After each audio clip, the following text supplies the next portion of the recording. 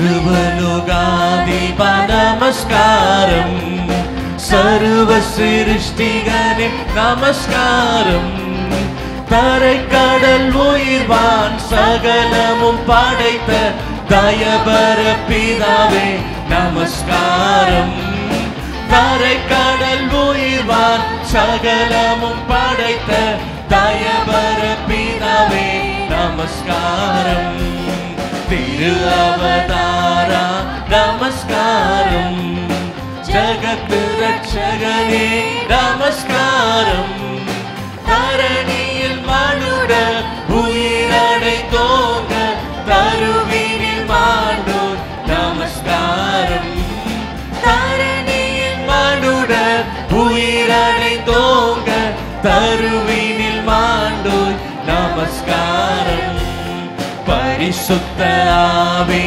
நமஸ்காரம், பரமச குருவே நமஸ்காரம், அருமையாய் அடியார் அகத்தினில் வசிக்கும் அரிய சித்தே சதா நமஸ்காரம், அருமையாய் அடியார் அகத்தினில் வசிக்கும் அரிய சித்தே சதா நமஸ்காரம். ஆண்டவரும் இரட்சகருமாகிய இயேசுவின் நாமத்தினாலே இந்த நிகழ்ச்சியை பார்த்து கொண்டிருக்கிற உங்கள் அனைவரையும் வாழ்த்தி வரவேற்பதில் மிகுந்த மகிழ்ச்சி அடைகிறேன். கர்த்தர் தாமே உங்களை ஆசீர்வதிப்பாராக. ஆண்டவர் இயேசு இந்த உலகத்தில் வாழ்ந்த நாட்களில் அநேக போதனைகளை தம்முடைய சீஷர்களுக்கு கொடுத்தார். அதில் மிக முக்கியமாக ஒரு வாக்குறுதியை யோவான் 15வது அதிகாரம் 14வது வசனத்தில் சொல்லுகிறதை நீங்கள் பார்க்கலாம். 14, 15, 16 வசனங்களை நான் வாசிக்கிறேன். நான் உங்களுக்கு கற்பிக்கிற யாவையும் நீங்கள் செய்வீர்களானால் என் சிநேகிதராய் இருப்பீர்கள். இனி நான் உங்களை ஊழியக்காரர் என்று சொல்லுகிறதில்லை. ஊழியக்காரன் தன் எஜமான் செய்கிறதை அறிய மாட்டான். நான் உங்களை சிநேகிதர் என்கிறேன். ஏனெனில் என் பிதாவின் இடத்தில் நான் கேள்விப்பட்ட எல்லாவற்றையும் உங்களுக்கு அறிவித்தேன். நீங்கள் என்னை தெரிந்து கொள்ளவில்லை, நான் உங்களை தெரிந்து கொண்டேன். நீங்கள் என் நாமத்தினாலே பிதாவை கேட்டுக்கொள்வது எதுவோ அதை அவர் உங்களுக்கு கொடுக்கத்தக்கதாக நீங்கள் போய் கனி கொடுக்கும்படிக்கும் உங்கள் கனி நிலைத்திருக்கும்படிக்கும் நான் உங்களை ஏற்படுத்தினேன். இந்த நாளில் பார்க்கும் பொழுது சீஷர்கள் இயேசு கிறிஸ்து தங்களை விட்டு பிரிந்து போகிறார். என்ன நடக்கப் போகிறது அவர்களுக்கு முழுமையாக தெரியாவிட்டாலும் அவர் கொலை செய்யப்பட போகிறார் என்கிற ஒரு உறுதிக்குள்ளே இதுக்குள்ளே வந்துவிட்டார்கள். அது மாத்திரமல்ல, தங்களில் ஒருவன் அவரை காட்டி கொடுக்க போகிறான் என்றெல்லாம் தெரிந்தது நிமித்தமாக மிகுந்த கலக்கத்தோடு இந்த அதிகாரம் பேசப்படுகிறது. அந்த ராபோஜனம் சாப்பிட்ட அந்த மேல் வீட்டு அறையிலிருந்து அந்த கெத்செமனி தோட்டத்துக்கு நடந்து போகும் வழியில் பேசின சம்பாஷணை. இது மத்தியிலே சீஷர்களுக்கு ஒரு அருமையான ஒரு ஆறுதலான வார்த்தை சொல்லுகிறார். நான் உங்களுக்கு கற்பிக்கிற யாவையும் நீங்கள் செய்வீர்களானால் எனக்கு சிநேகிதராய் இருப்பீர்கள் என்று சொல்லுகிறார். அன்பான தேவ ஜனங்களே, இதை பார்த்து கொண்டிருக்கிற யாராக இருந்தாலும், வானத்தையும் பூமியும் உண்டாக்கின தேவன் அவர் நம்முடைய தகப்பனாக ஒரு பக்கம் இருந்தாலும், நம்மோடு கூட ஒரு சிநேகிதன் தன்னுடைய சிநேகிதனிடத்தில் பழகிறது போல, ஒரு மனிதன் தன் சிநேகிதனிடத்தில் பழகிறது போல அன்பாய் பழக, உறவாட, ஐக்கியப்பட விரும்புகிறவராகவே இருக்கிறார். ஆதியாம் 3வது அதிகாரம் 8வது வசனத்தில் பகலில் குளிர்ச்சியான வேளையில் தோட்டத்தில் உலாவுகிற தேவனாகிய கர்த்தருடைய சத்தத்தை கேட்டார்கள் என்று சொல்லி வாசிக்கிறோம். இன்றைக்கும் பார்க்கும் பொழுது அந்த முதல் மனிதன் அவனுடைய மனைவி 2 பேருமே தேவனை அதிகமாக நேசித்தவர்களாக தான் இருந்திருக்க வேண்டும். ஆனால் அவர் சொன்னதை செய்யாமல் கீழ்ப்படியாமல் போன பொழுது தேவனை குறித்த ஒரு பயம் வர ஆரம்பித்தது. கொஞ்சம் கொஞ்சமாக மனுஷன் ஆண்டவர்கிட்ட விலகி போய் மனசளவில் தேவனுக்கு ஒரு விரோதியாக, சத்துருவாக மாறிவிட்டான் என்று வாசிக்கிறோம்.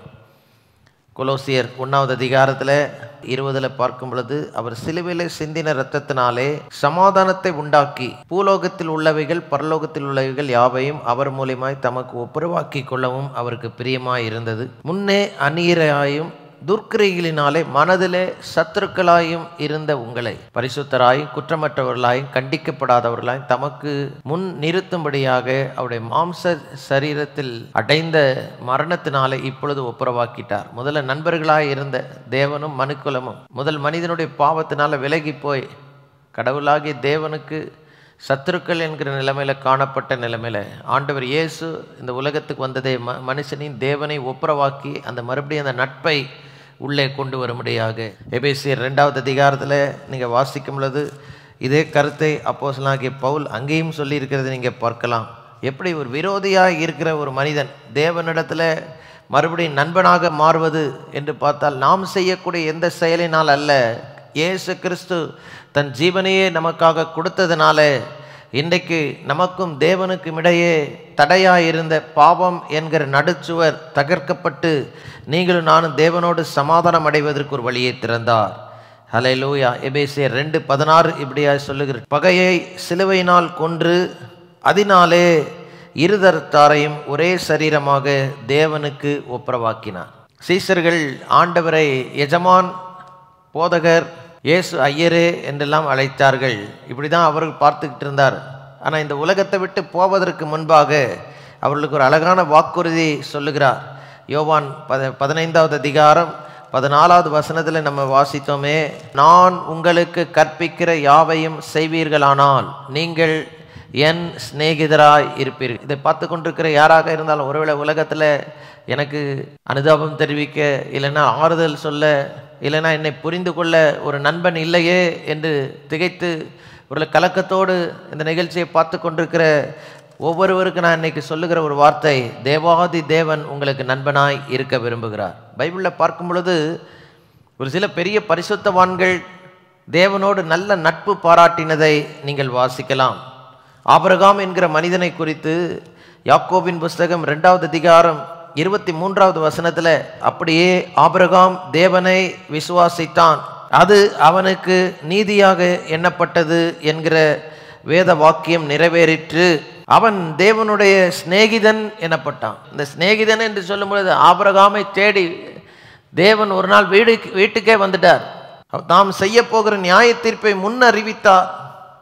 அது மாத்திரமல்ல, ஆபிரகாமை குறித்து நீங்கள் வாசிக்கும் பொழுது அவ்வப்போது அறிவுரை சொல்ல ஆபிரகாம் இருந்த இடத்துக்கு இறங்கி வந்து பேசுனதை பல முறை நம்ம பார்க்கிறோம். சிநேகிதன் என்று சொல்லும் பொழுது ஒருத்தட்ட ஃப்ரெண்டாக இருக்கிறோம் என்றால் தினந்தோறும் அவரோடு பேசுவது நமக்கு வழக்கமாக இருக்கும். நீங்கள் நிறைய ஃப்ரெண்ட்ஸு ஃபோன் மூலியமாக பேசுவாங்க. சில நேரம் டெய்லி மீட் பண்ண முடியலனா கூட ஃபோன் பண்ணி எப்படி இருக்கீங்க விசாரிப்போம். இதே போல தான் தேவன் நம்மை விசாரிக்கிற தேவனாக இருக்கிறார். இன்னொரு மனுஷன் தேவனுக்கு நண்பனாக இருந்ததை நம்ம வாசிக்கிறோம். மோசே என்கிற மனுஷனை குறித்து பார்க்கும் பொழுது யாத்ராமத்தின் புஸ்தகம் 33வது அதிகாரம் 11வது வசனத்தை வாசித்தால், ஒருவன் தன் சிநேகிதனோடு பேசுகிறது போல கர்த்தர் மோசையோட முகமுகமாய் பேசினார், பின்பு அவன் பாளையத்துக்கு திரும்பினான். ஒவ்வொரு முறை கூடாரத்துக்கு மோசே போகும் பொழுது மோசையின் இடத்துல தேவன் முகமுகமாய் பேசி யோசித்து பார்க்கும் பொழுதே நமக்கு ஆச்சரியமாக இருக்கிறது. இப்படிலாம் தேவன் பேசுவாரான்? உண்மையிலே பேசுகிறாருங்க. இன்றைக்கு அவருடைய சந்நிதியில் நீங்கள் போய் அமரும் பொழுது தேவன் உங்களோடு கூட பேசுகிறவராக இருக்கிறார். தம்முடைய சித்தத்தை வெளிப்படுத்துகிறவராக இருக்கிறார். அவருடைய வசனத்தை எடுத்து படித்து அவரை நோக்கி பார்த்தால் அவருடைய சத்தத்தை கேட்பீர்கள். மோசே இப்படிதான் தேவனோடு கூட தினந்தோறும் பேசுகிற ஒரு பழக்கமுடையவராக இருந்தான். ஆபிரகாம் தேவனோடு சஞ்சரித்து அதாவது தேவனோடு நடைபோட்டு கொண்டிருந்ததை வாசிக்கிறோம். ஏனோக்கு தேவனோடு சஞ்சரித்து தினந்தோறும் அவரோடு நடந்து போனதை நம்ம வாசிக்கிறோம். இதே நட்பு இன்னைக்கு மெய்யான தேவன் அவருடைய குமாரன் இயேசு கிறிஸ்துவ இந்த உலகத்துக்கு அனுப்பின பொழுது உண்மையாக வெளிப்பட்டது. இந்த இயேசு வந்து அவருடைய சீஷர்களை, ஹல்லேலூயா, இனிமேல் நான் உங்களை ஊழியக்காரர் வேலைக்காரர் என்று அழைக்காமல் உங்களை சிநேகிதர் என்று அழைக்கிறேன் என்று சொல்லுகிறார். ஹல்லேலூயா, ஹல்லேலூயா. சிநேகிதனாக நம்ம ஏற்றுக்கொள்ள விரும்புகிற இயேசு நம்மிடத்தில் எதிர்பார்க்கிற சில முக்கியமான எதிர்பார்ப்புகள், நண்பனாக இருந்து அவர் நமக்கு முதல்ல பாராட்டுகிறது அன்பு பாராட்டுகிறார். யோவான் 15:12 இப்படியாய் சொல்லுகிறது, நான் உங்களில் அன்பாய் இருக்கிறது போல என்று சொல்லுகிறார். அன்பாய் இருக்கிற அவர் அதே அன்பை நம்மை சுற்றி இருக்கிற ஜனங்களுக்கு, அவருடைய பிள்ளைகளுக்கு, நம்முடைய உடன் விசுவாசிகள் சகோதர சகோதரிகளுக்கு, அதே சமயத்தில் ஆண்டவரை அறியாதவர்களுக்கும் தேவன் நம்மேல் வைத்திருக்கிற தெய்வீக அன்பை அவர்களுக்கு பாராட்ட வேண்டும் என்று விரும்புகிறார். சிநேகத்தின் முதல் அறிகுறி நீங்கள் பார்க்கும் பொழுது அன்பு. சிநேகத்தின் 2வது வெளிப்பாடு 13வது வசனத்தை நீங்கள் வாசிக்கும் பொழுது ஒரு தியாகத்தை காட்டுகிறது. ஒருவன் தன் சிநேகிதனுக்காக தன் ஜீவனையே கொடுக்கிற அன்பிலும் அதிகமான அன்பு ஒருவனிடத்தும் இல்லை. ஃப்ரெண்ட்ஷிப் என்று சொன்னால் இட் இன்வால்வ்ஸ் a sacrifice, ஒரு தியாகம். அங்கே இருக்கிறதை பார்க்கிறோம். உச்சக்கட்டமான ஸ்நேகம் என்று பார்க்கும் பொழுது தன்னுடைய சிநேகிதனுக்காக தன் ஜீவனையே தியாகம் பண்ண இயேசு கிறிஸ்து இதை தான் செய்தார். அவர் எதுக்காக வந்து தன் ஜீவனை கொடுத்தார்? இன்றைக்கு நாமும் மறுபடியும் தேவனுடைய பிள்ளைகளாக மாறி தேவனுக்கு நண்பர்களாக மாறக்கூடிய அளவுக்கு நம்ம தேவனோடு ஒப்புரவாக வேண்டும் என்பதற்காக தன் ஜீவனையே கொடுத்தார். மூன்றாவது பார்க்கும் பொழுது நட்புக்கு இருக்கிற மூன்றாவது தன்மை, முதல்ல அன்பு, ரெண்டாவது தியாகம் இருக்கும், மூன்றாவது ஒரு எதிர்பார்ப்பு இருக்கும். அதுதான் 14வது வசனத்தில் வாசிக்கிறோம். நீங்கள் என் கற்பனைகளின்படி செய்தால். நண்பன் என்று சொன்னால், ஒரு மனுஷன் ஒருத்தன் நண்பனாக இருந்தால் கண்டிப்பாக அவனிடத்துல ஒரு எதிர்பார்ப்பு வச்சிருப்பானா இல்லையா? யோசிச்சு பாருங்க. என் நண்பனாக இருக்கணும்னா இவன் இப்படி இருக்கணும் அப்படின்னு சொல்லி. ஆண்டவருக்கு ஒரே ஒரு எதிர்பார்ப்பு, அவருக்கு பிரியமா நடக்கணும். யாக்கோபு 4வது அதிகாரம் 4வது வசனத்தை நீங்கள் பார்த்தால், அங்கே முதல்ல கொடூரமாக திட்டுகிறது போல இருந்தாலும் அந்த வசனத்தின் 2வது பகுதி, விவசாரிகளே, உலக சிநேகம் தேவனுக்கு பகை என்று அறியீர்களா? ஆகையால் உலகத்துக்கு சிநேகிதனாய் இருக்க விரும்புகிறவன் தேவனுக்கு பகையினாக மாறிவிடுகிறான். ஆண்டவர் மேலே ஒரு அன்பு வைத்த பின்பு இந்த உலகத்தின் அசுத்தங்களை விட்டு நம்ம வெளியே வந்துதான் ஆகுவேன். இதுதான் அவருடைய எதிர்பார்ப்பு. நட்பு என்றால் ஒரு எதிர்பார்ப்பு அதில் இருக்கிறது.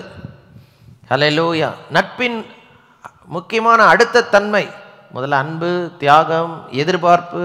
4வது பார்க்கும் பொழுது நண்பன் என்று சொன்னால் ஒளிவு மறைவு இல்லாமல் நம்ம இருதயத்தை அவர்களுக்கு வெளிப்படுத்துவோம். எந்த அளவுக்கு ஒரு மனுஷனிடத்துல நண்பனாக இருக்கிறோமோ அந்த அளவுக்கு நம்முடைய உள்ளத்தை திறந்து அவர்களோடு உறவாடுவோம், ஐக்கியப்படுவோம். அதுதான் சொல்றாரு 15வது வசனத்தில், நான் இனி உங்களை ஊழியக்காரன் என்று சொல்லுகிறதில்லை, ஊழியக்காரன் தன் எஜமான் செய்கிறதை அறிய மாட்டான், நான் உங்களை சிநேகிதர் என்று சொல்லுகிறேன். ஏனெனில் என் பிதாவினிடத்தில் நான் பெற்ற எல்லாவற்றையும் உங்களுக்கு அறிவித்தேன் என்று சொல்லுகிறார். ஆண்டவர் நமக்கு சிநேகிதனாக இருக்கிறதுனால ரகசியங்களை வெளிப்படார். தேவ சித்தத்தில் பாருங்க, மறைந்து கிடக்கிற காரியங்கள் இன்னைக்கு எதுவுமே அவர் மறைத்து வைக்கலைங்க. பைபிளில் எல்லாம் எழுதி வச்சிருக்க. இந்த நாட்கள் நடக்கிற சம்பவங்களை ஏற்கனவே வெளிப்படுத்திட்டு போய் நம்ம பயப்படக்கூடாது, கலங்கக்கூடாதுன்றதுக்காக ஆண்டவர் அந்த நட்பின் அடிப்படையில் தான் அந்த வெளிப்பாடுகளை கொடுத்திருக்கிறார்.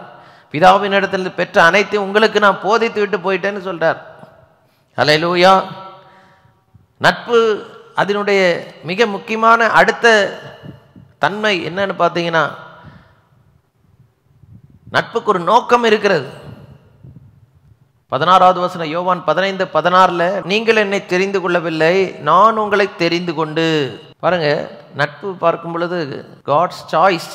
இன்னைக்கு ஒரு மனுஷன் இன்னொருத்தன் சிநேகிதனா இருக்கு. ஒரு தன்னுடைய சுய தெரிந்து கொள்ளதின்படி தான் ஒருத்தன் இன்னொருத்தன் சிநேகிதனா இருக்கிறான். எல்லாத்தையுமே நம்ம நண்பர்களாக இருக்க மாட்டோம். ஒரு சிலரை தெரிந்து கொண்டு அவங்ககிட்ட தான் பழகுவோம். ஒரு சிலருக்கு நமக்கு ஒத்து வராது, அவங்ககிட்ட ரொம்ப இருக்க முடியாது. ஏதோ மேலோட்டமாக இருப்போம். ஆனால் அவங்களுக்கு நமக்கு எந்த விதமான சம்மந்தம் இல்லைன்னா அவங்ககிட்ட ரொம்ப ஐக்கியப்படவும் முடியாது. ஆனால் ஒரு சில இடத்துல நம்ம யோசிக்கிறபடி, நம்ம போகிறபடி, நம்ம சிந்தனையின்படி, நம்ம வாழ்க்கையில் நம்ம எதெல்லாம் முக்கியப்படுத்துகிறோமோ அவர்கள் அதை முக்கியப்படுத்தி நம்முடைய இருதயத்துக்கு ஏற்றவனாக இருக்கும் பொழுது அவங்களோடு நல்ல நண்பர்களாக இருப்போம். இன்னைக்கு நட்பு என்று சொல்லும் பொழுது அதில் நீங்கள் பார்க்கும் பொழுது இங்கே சொல்லுகிறார், உங்களை தெரிந்து கொண்டேன் என்று சொல்லி. எதற்காக? நீங்கள் என் நாமத்தினாலே பிதாவை கேட்டுக்கொள்கிறது எதுவோ அதை அவர் உங்களுக்கு கொடுக்கத்தக்கதாக நீங்கள் போய் கனி கொடுக்கும்படி, உங்கள் கனி நிலைத்திருக்கும்படி உங்களை ஏற்படுத்தினேன் என்று சொல்ல ஒரு எதிர்கால ஒரு நோக்கம் இருக்கிறது. அவருக்கு பிரயோஜனம் உள்ளவர்களாய் நாம் இருப்போம் என்கிற ஒரு எண்ணத்தோடு நம்மிடத்தில் நட்பு பாராட்டுகிறது. ஹல்லேலூயா. அது ஒரு எதிர்கால ஒரு ஆசீர்வாதத்தை குறிக்கிறது. ஸோ நட்பு என்று சொல்லும் பொழுது அதில் இருக்க வேண்டிய முக்கியமான தன்மைகளை இங்கே நம்ம வாசிக்கிறோம். முதல்ல நட்பு என்றால் அன்பு பாராட்ட வேண்டும், தியாகம் இருக்க வேண்டும், நட்பில் ஒரு எதிர்பார்ப்பு இருக்கு. நட்பு கொள்ளுகிறவர்களுக்கு நம்ம இருதயத்தை திறந்து வெளிப்பாடுகளை தரும். இதெல்லாம் ஆண்டவர் செய்திருக்கிறார். நட்புக்கு ஒரு நோக்கம் இருக்கு, ஒரு எதிர்கால திட்டத்தோடு கூட ஆண்டவர் நம்ம மேல் அன்பு வைக்கிறார். இப்போ உங்கள் மத்தியில் ஒரு முக்கியமான ஒரு 5 வசனங்களை சொல்லி உங்களுக்காக ஜெபிக்க போகிறேன். ஆண்டவர் நம்மிடத்தில் நண்பனாய் இருக்கிறதுனால நமக்கு கிடைக்கக்கூடிய ஆசீர்வாதம். தேவனிடத்தில் நண்பனாக மாறுவதற்கு, விரோதி என்கிற நிலைமையிலிருந்து நண்பனாக மாற வேண்டும் என்றால் ஒரே ஒரு காரியம். எத்தனையோ அற்புதங்களை இயேசு கிறிஸ்து இந்த உலகத்தில் செய்தார். முடிவில் அவரை பிடித்து பொறாமை எரிச்சலினாலே சிலுவையில் ஆணி அடித்து கொலை செய்தார்கள் அந்த கொடூர மனிதர்கள். அன்னைக்கு வாழ்ந்த மத தலைவர்கள், ஆசாரியர்கள், பரிசேயர், சதுசேயர் தங்களுடைய துர்க்கிரியைகளை அவர் தெளிவாய் சொல்லி அவர்களை எச்சரித்தது நிமித்தமாகவும் அவர் செய்த அற்புதத்தின் நிமித்தமாக திரளான ஜனங்கள் அவர் பின்னால் போகிறாங்கிற பொறாமை எரிச்சல், இந்த 2 காரணங்களை வைத்து இயேசுவையும் அவருடைய ஊழியத்தையும் எப்படியாக நிறுத்திவிட வேண்டும் என்று சொல்லி அவரை பிடித்து ரோமர் கையில் ஒப்பு கொடுத்து மரண தண்டனைக்கு உட்படுத்தினார்கள். கொடூரமான மரண தண்டனை, சிலுவை மரணம் என்று சொல்லும் பொழுது லேசான ஒரு காரியம் இல்லை. ரத்தம் வடிய வடிய தொங்கி மரித்தார். அவருடைய சரீரம் பிற்கப்பட்டது, கிழிக்கப்பட்டது. ஆனால் அவர் பட்ட பாடுகள், சிந்தின ரத்தம் மனிதர்களாகிய நம்முடைய பாவத்தை போக்குவதற்கு தேவனால் பயன்படுத்தப்பட்டது.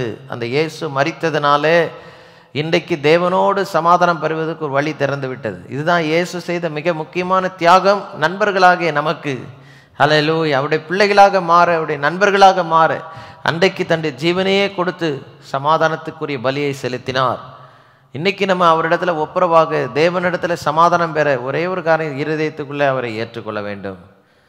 நம்முடைய பாவத்தோடு நம்ம வாழ்ந்தோம் என்றால் ஒரு நாள் நித்திய நரகத்துக்குள்ளே போய் தான் விழுவோம். யாரும் அங்கே போகக்கூடாதுன்றதுக்காக ஆண்டவர் தம்முடைய ஒரே பேரான குமாரனே நமக்காக கொடுத்து மரணத்தை தன் மீது ஏற்றுக்கொண்டு மரித்து இன்றைக்கு உயிர் வாழ்கிறார். தமது மூலமாய் தேவனிடத்தில் சேருகிறவர்களுக்காக வேண்டுதல் செய்யும்படி அவர் எப்பொழுதும் உயிரோடு இருக்கிறபடினால் அவர்களை முற்றுமுடிய ரட்சிக்க வல்லவராய் இருக்கிறார் என்று எபிரேயர் 7:25 சொல்லப்பட்டிருக்கிறது. நீங்கள் வாசிக்கலாம்.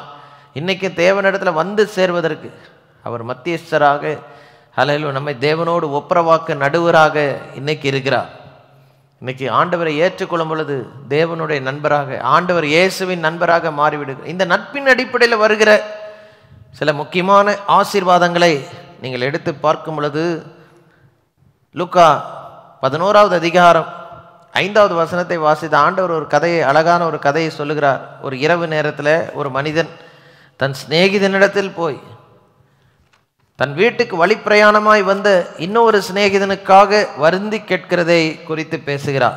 லூக்கா 11வது அதிகாரத்தில் 5லிருந்து இந்த காரியம் சொல்லப்பட்டிருக்கிறது. 8வது வசனத்தை நீங்கள் வாசிக்கும் பொழுது அங்கே இப்படியாக சொல்லப்பட்டிருக்கு. பின்பு அவன் தனக்கு சிநேகிதனாய் இருக்கிற நிமித்தம் எழுந்து கொடாவிட்டாலும் தன்னிடத்தில் அவன் வருந்தி கேட்டுக்கொள்கிற நிமித்தமாவது எழுந்திருந்து அவனுக்கு தேவையானதை கொடுப்பான் என்று சொல்லி சொல்லுகிறேன் என்றார். நட்பின் மிக முக்கியமான ஒரு ஆசீர்வாதம். எந்த நேரம் என்றாலும் ஃபோன் பண்ணி ஒரு உதவிக்கு கேட்கிறோம், இல்லைன்னா இதை செய்யுங்க அப்படின்னு உரிமையாய் கேட்கிறோம், அதையும் பெற்றுக்கொள்கிறோம். இதுதான் ஜெபத்துக்கே பாருங்கள் அடிப்படைன்னு சொல்லும் பொழுது நட்பு தான்.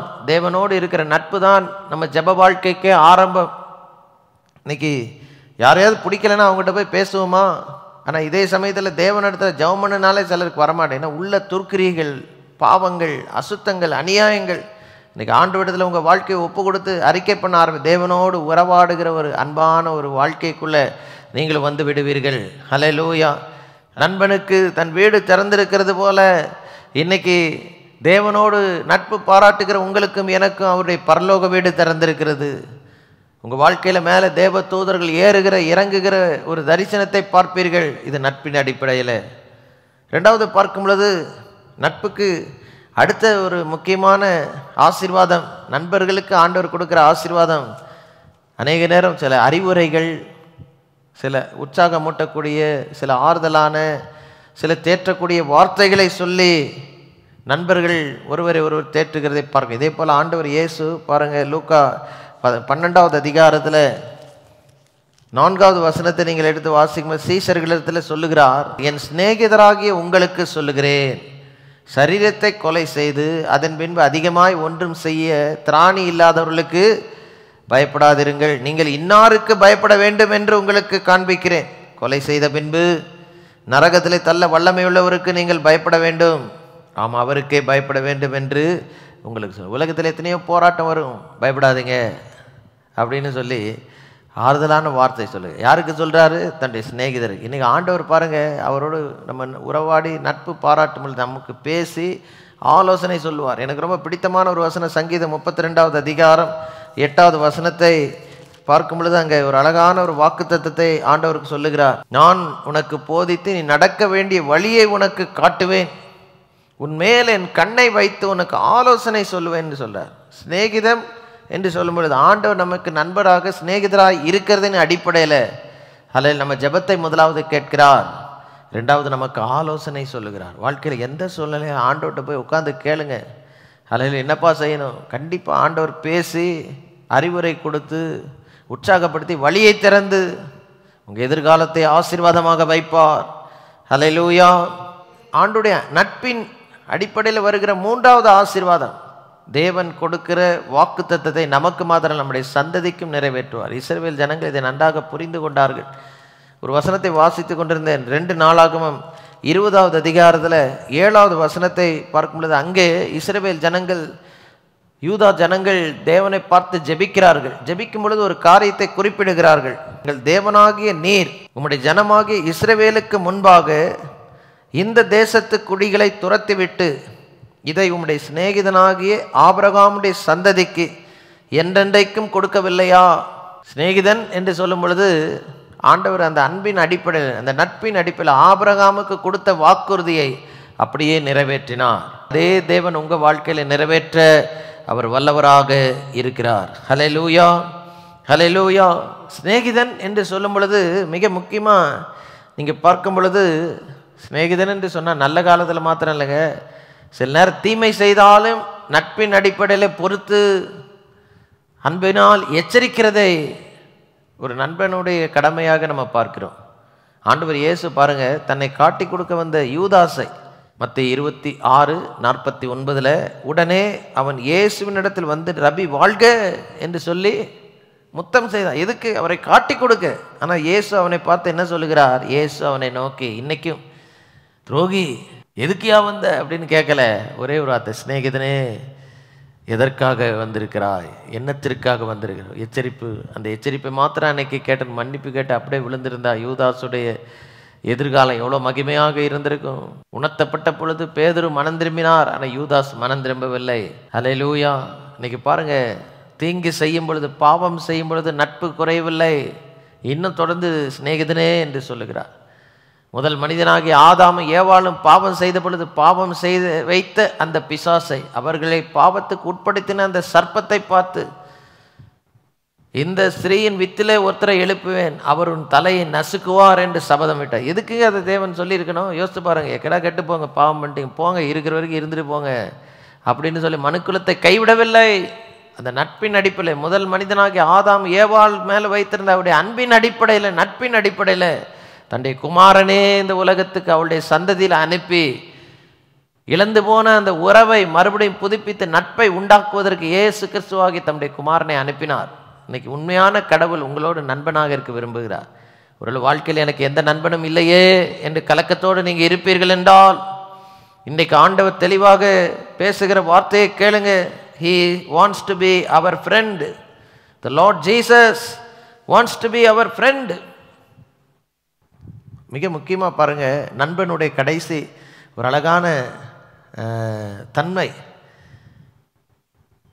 நல்லா சூழ்நிலைகள் நல்லா இருக்கும் பொழுது மாத்திரமல்ல, ஒரு நிர்பந்தமான சூழ்நிலை நம்ம இருக்கும்போது நம்ம கூட வந்து நிற்கிறவர் தாங்க உண்மையான நண்பன்.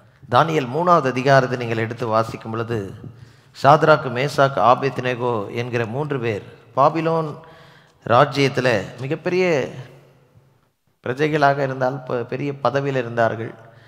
ஆனால் அன்றைக்கு நேபுகாத்நேச்சார் ராஜா ஒரு பெரிய சிலையை உண்டாக்கி எல்லாரும் அவருடைய பிரஜைகள்லாம் வணங்கணும்னு சொல்லும் பொழுது, இவர்கள் உண்மையான தேவனை தான் இதை வணங்க மாட்டோம், சிலை வழிபாட்டுக்கு எங்களுக்கு எந்த சம்பந்தம் இல்லை என்று ராஜாவுடைய கட்டளைக்கு கீழ்ப்படியவில்லை. ராஜாவுக்கு மிகுந்த கோபம் வந்தது. எச்சரித்து பார்த்தார், கேட்கலன்னு அவருடைய உக்கிர கோபத்தின் விளைவாக பெரிய ஒரு அக்கினி சூளையை உண்டாக்கி 7 மடங்கு அது சூடு ஏற்றி கடைசியில் கொண்டு போய் அதில் தூக்கி போட்டார் தண்டனையாக. ஆனால் இந்த ஜனங்கள் தேவனுக்கு உண்மையாக, நாங்கள் இடைவிடாமல் ஆராதிக்கிற தேவன் எங்களை தப்புவிக்க வல்லவராய் இருக்கிறார், அவர் எரிகிற அக்கினி சூளைக்கும் ராஜாவாகி உம்முடைய கைக்கும் தப்புவிப்பார், நீங்களாக்கி தப்புவிப்பார் என்று உறுதியாக தேவன் மேலே இருந்த நம்பிக்கையில் உறுதியாக இருந்தாங்க. பாருங்க, தூக்கி சூளையில் போட்ட பிறகு என்ன நடந்தது பாருங்க. 24-25 வசனத்தை வாசித்தால், போட்டு விட்டு ராஜா இங்கிருந்து பார்க்குறார். அப்பொழுது நேபுகாத்நேச்சார் பிரமித்து தீவிரமாய் எழுந்திருந்து தன் மந்திரிகளை நோக்கி, 3 புருஷரை அல்லவா கட்டுண்டவர்களாக அக்கினியிலே போடுவித்தோம் என்றான்.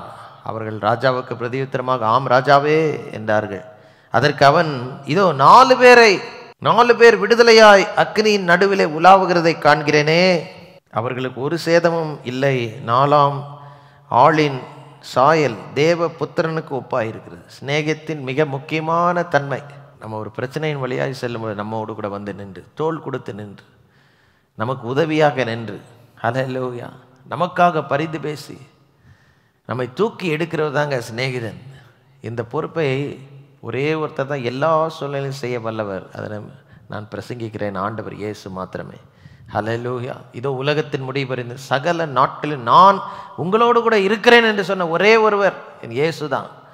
இன்னைக்கு அநேக நேரம் நம்ம நம்புகிற மனிதர்கள் நம்மை விட்டு விலகி போகிறார். பெற்றோர், உடன் பிறந்தவர்கள், உற்ற நண்பர்கள், எப்போ ரொம்ப தேவையை உதவி செய்ய முடியல. ஏன் சொல்ல போனால் கணவன் மனைவிக்கு உதவி செய்யணும், மனைவி கணவனுக்கு உதவி செய்யணும். கொரோனா நாட்களில் பார்த்தோமே, எவ்வளோதான் நண்பர்களாக இருந்தாலும் எவ்வளோ பணம் கொடுத்தாலும் அன்னைக்கு ஒன்றும் காப்பாற்ற முடியல. ஆனால் எல்லா சூழ்நிலையும் தாவீது ராஜா சொல்கிறாரு சங்கீதம் 23:4, நான் மரண இருளின் பள்ளத்தாக்களை நடந்தாலும் பொல்லாப்புக்கு பயப்படேன், தேவரீர் என்னோடு கூட இருக்கிறீர், உமது கோல் உமது தடியும் என்னை தேர். தாவீதை ஆண்டவர் தெரிந்து கொண்டு இதயத்துக்கு ஏற்றவன் அவர் மேலே நட்பு பாராட்டினார். அந்த தாவீது தான் சொல்கிறாரு, வாழ்க்கையில் நிர்பந்தமான சூழ்நிலை இருக்கும் பொழுது, ஒருவேளை இன்னைக்கு ஒரு கடினமான சூழ்நிலை இருக்குல்ல, ஆண்டவர் உங்கள் பக்கத்தில் வந்து நிற்க விரும்புகிறார்.